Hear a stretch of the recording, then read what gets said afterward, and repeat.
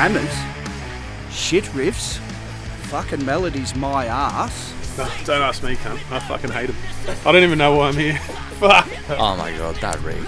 That bass was like so loud. Fuck, they're a bunch of ball bags, eh? They're ugly, stupid men, and I'm not going to look forward to their set at all. I brought my kid here for this amazing experience, and I've let her down as a father, and it's Hannah's fault.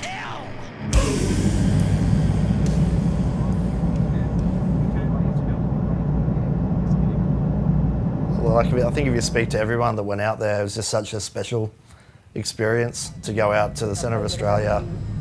You know, as an Australian touring band, you don't really put Alice Springs on the map too much. It's not really a common thing. So when the opportunity came up, we jumped at it.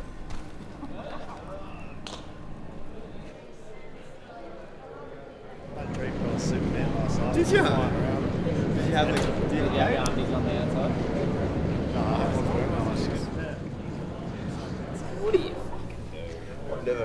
But the whole experience from the moment that we landed in Alice, it was just such an eye-opening experience. I'd never been out there before. It felt like every Christmas holiday for school all at once.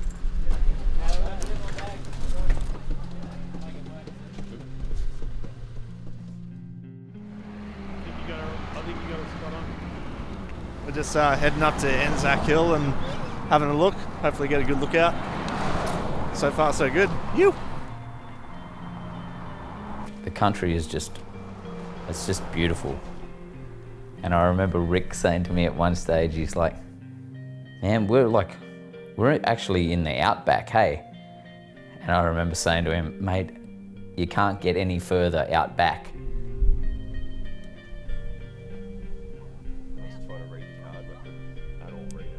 Probably not supposed to, but we've come up here and cracked a tin and just enjoying the view. You won't see shit like this at home. I've never been here before, none of us have been out here before. You can fully feel the difference between being on the coast and being in the centre of Australia. To be playing music out here is epic.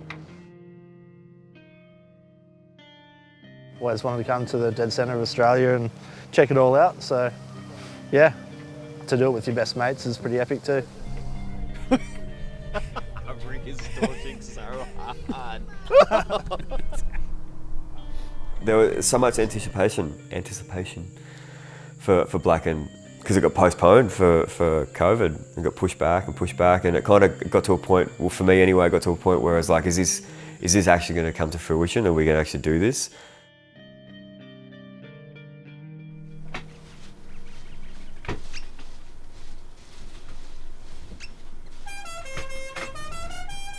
Oh, I love it. Caravan of courage, coming in hot. All right, so what we have over here is a stove. Oh, fuck! Up here is my room. Oh, there's a reading light. This is fancier than my house. The day heading out to Blacken, we picked up the RV. We had a bit of money in the bank. Like, let's just splash out a little bit because we deserve it. Throw your flipper so driving to Blacken was, like, the whole drive was sick because we had that van set up so well and everyone was pretty comfortable. And just like, we stopped at a few places and took in some gorges.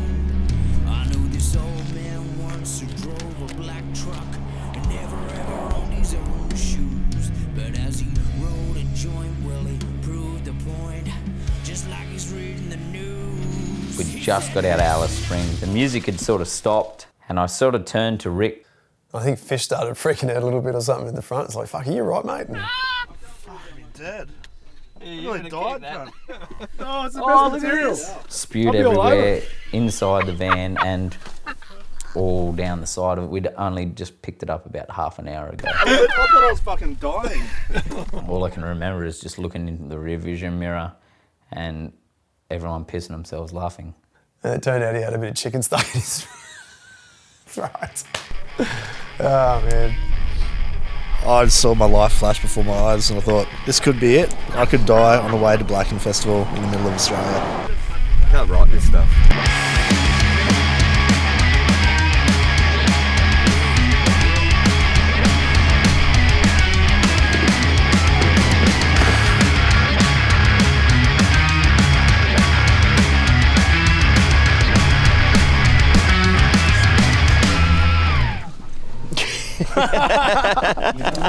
It's a bit spiritual, it's a bit biblical, but in a satanic way. I've got to wait.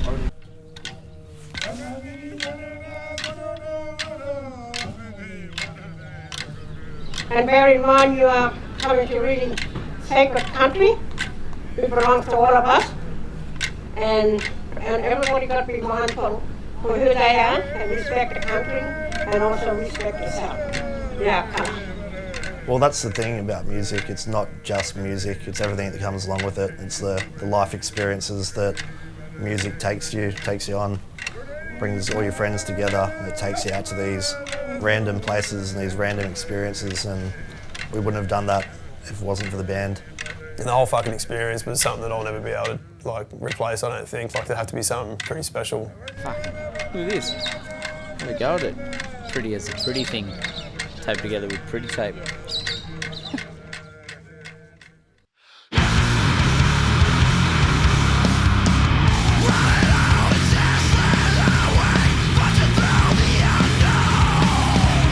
Just like everyone was there for the same reason, just loved music, all the bands were so connected and having a rad time. Underlying sense of community, like you're in the fucking desert to see bands.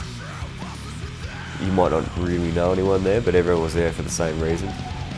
It's epic, it's what life's about.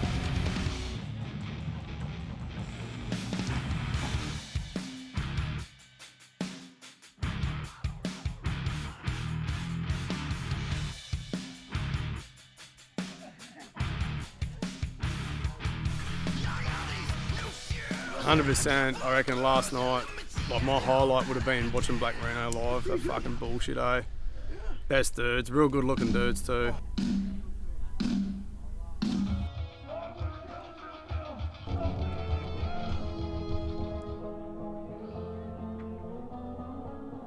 I've done 2 nervous poos, and I made chili chicken scrambled eggs this morning, so the second nervous poo was quite the experience. Hammers, not the shit blokes you were told. They're all right. They're all right. G'day, ladies and gentlemen, we are Hammers. It is a dead set fucking pleasure to be here. Hammers has sort of been a revolving door of members for a long period of time. It was just all falling apart. Fish ended up calling me up on the phone, just as a mate, just having a bit of a vent or whatever about what to do with the band, and didn't know what to sort of how to move forward out of it or whatever. I think Fish had some ideas of shuffling the lineup. He was giving it one more crack before he put it to bed. Started thinking, well, maybe I could play some guitar and write some songs for this band, and wonder if Rick would stay, and maybe Ruckus would play the drums. And I played guitar since I was 15 years old, and I've never picked up a bass until I joined Hammers. I basically just rang Fish up and said, mate, I think I've got your band for you. He goes, all right, I've got a lineup for you. Can we continue if I take on guitar, Rick will stay on bass, and Ruckus will play drums? At first, I think he goes to me like, can you even fucking play solos, mate? And I said to him, can Ruckus even play drums? I think it was like a month later, maybe even less, we were in the studio kind of jamming. It's been 5 years. There's a lot of shows and a lot of beer.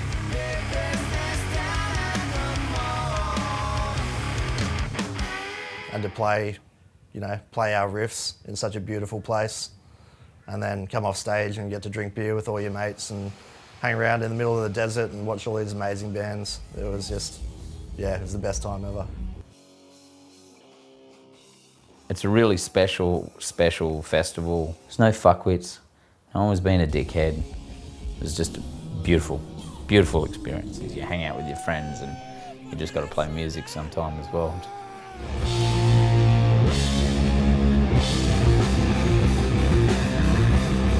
It's fucking rad, go and watch a few bands, come back to the RV, cook dinner, sit around. Yeah, it was rad. I actually saw a Hammer shirt being sold today. Seeing someone buy a shirt, it's like, fucking thank you. Super grateful.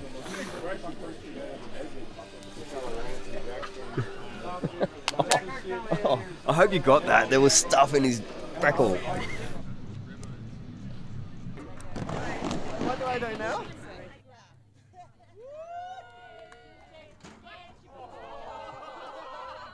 Oh, it's just sick to be here with my boys. That's the biggest part of it. I've been doing this a long fucking time. You know, I've had 4 successful bands, and Hammers is like that band I think I want to ride out of the sunset with.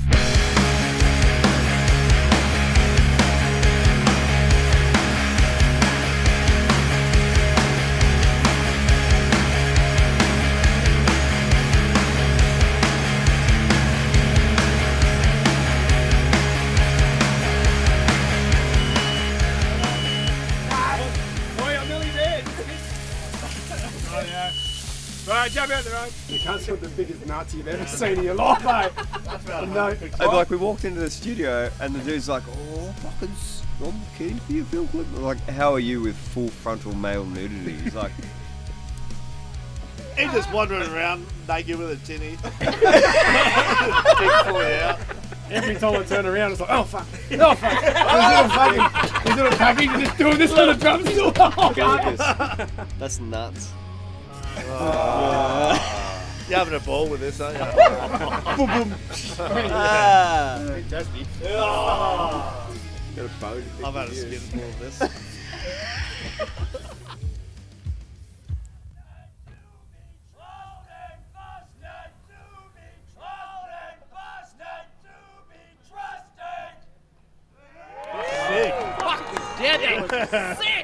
Music's a part of life, and without the soundtrack behind everything you do, that's kind of how memories are created. Opportunities like this where you can go on a holiday, have fun with your mates while you're doing the thing you love doing the most with your clothes on is fucking perfection. So it's good to spend 3 days in the desert and, you know, have barbies and drink some beer and get to know all the guys a bit better. I was joking with the guys yesterday and saying, you know, I've never seen such a nicer, more polite bunch of satanic metalheads in one spot. Yeah, bloody lunch to fucking Blacken!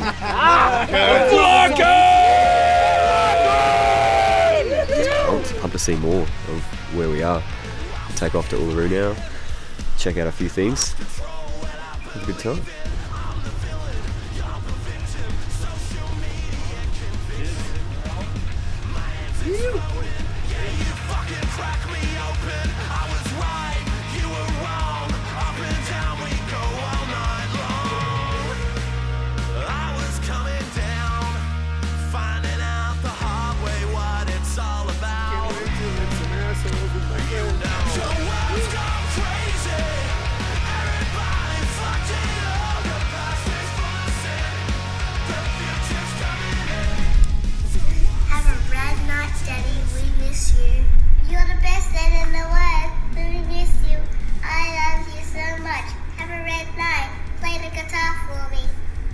Oh, I miss him heaps.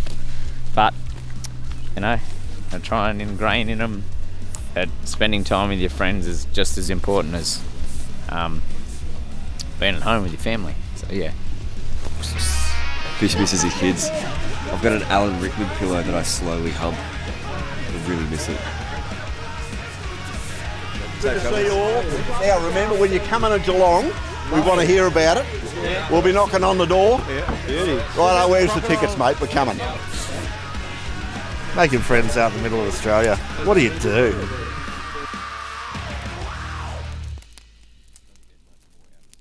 Cheers. We're doing it, boys. We're doing it. We're living.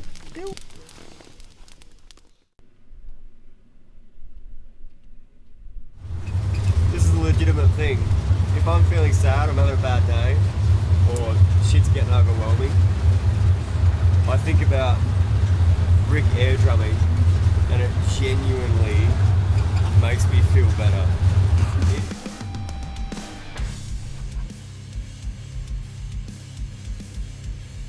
Did a walk around Katajuda, things like that are so monumental and a big part of Australian history. Epic, mind-boggling. Total alien landscape, yeah. Almost like a Martian landscape.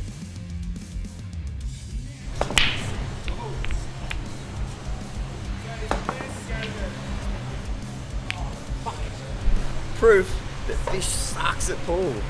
What do you do? What do you do? What do you do? Oh, what do you do?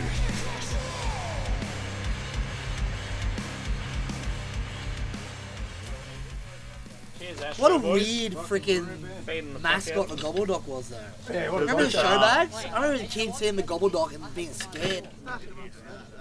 Well, you know what? You know why he hated it? Well, Yoshi's making a toast, everyone. Yeah. Mate, you're proving it.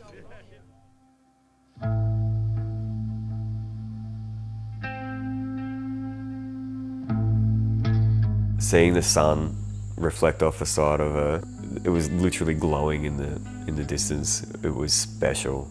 It had such an impact on me as an individual, and to be there with my mates, it was pretty profound. It has like a pulse. It's you can't explain it.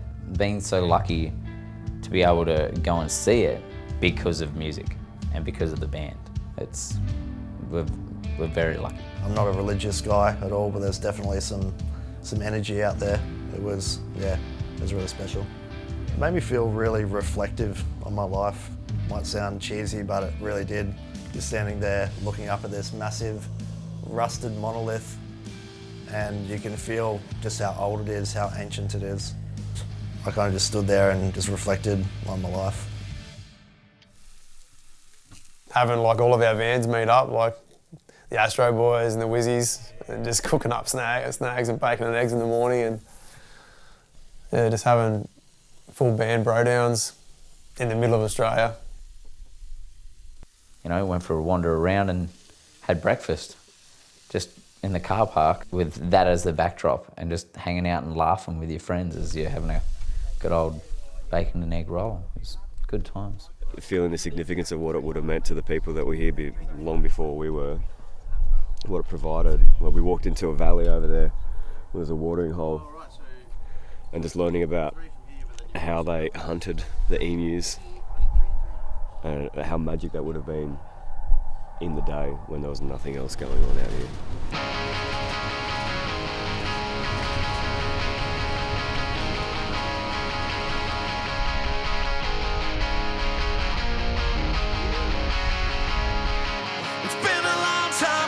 Playing music with your mates and being lucky enough to be able to get to a point where you can go and travel and still get to play and experience things that you haven't with your best friends it's what life's about. It's living.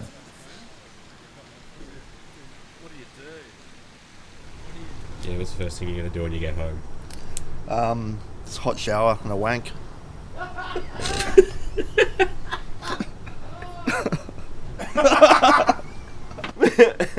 Yourself? Probably gonna have a wank, then a hot shower, then a wank. It's like the Big Mac of wanks.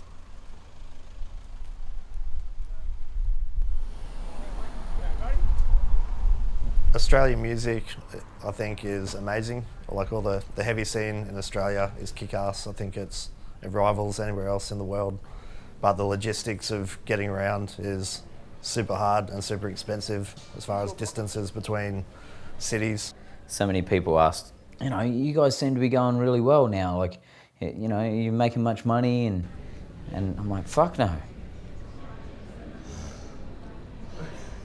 I think a lot of people are under the impression that musicians make money from touring and merch. It's like, yeah, for fucking touring and merch. They both cost heaps. It's just one of those things. I think if anyone was to argue with it, oh, fuck it, whatever, you know, like I'll take whatever I want. Well, okay, you tell me about your day job. Which part of your day job would you be prepared to do for free? You know what I mean? Like, which part of what you're producing every single day are you prepared to just give away?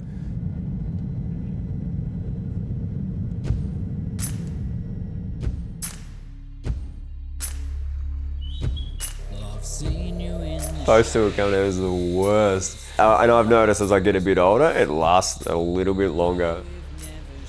You know, it's a very expensive hobby for us to play in this band. There's a lot of hard work and a lot of costs that go into doing what we do, but it's all worth it. It's all worth it. We all work. We've got day jobs. We're all, you know, living the proverbial dream. But to be able to have music, be able to kind of take you to places that you wouldn't otherwise get to see was epic. As four mature men, this band's definitely succeeding and having a fucking ball and playing heavy riffs and not really giving a fuck about what anyone else thinks about it. I think that's pretty successful. Success is just a word. It's like when someone says, you know what love is, it's like, well, it's an impulse. I don't think any of us really know what it is. Yeah, we're going to do it for as long as we possibly can, yeah. As long as our bodies and mind allow us to do it, we'll be doing it, for sure.